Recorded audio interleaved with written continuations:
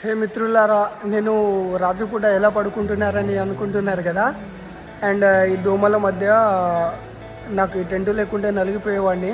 And నేను ఈ టెంట్ని ఎలా వాడుకుంటున్నాను, ఎలా యూజ్ చేస్తున్నాను అనేది మీకు ఈరోజు అయితే చూపిస్తా, చూడండి.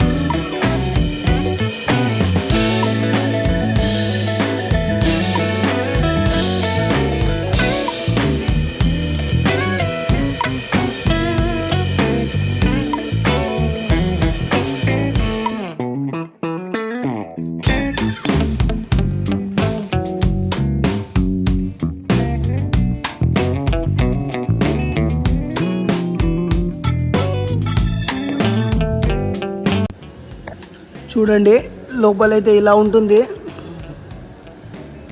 ఇద్దరైతే దీంట్లో ఈజీగా పడుకోవచ్చు.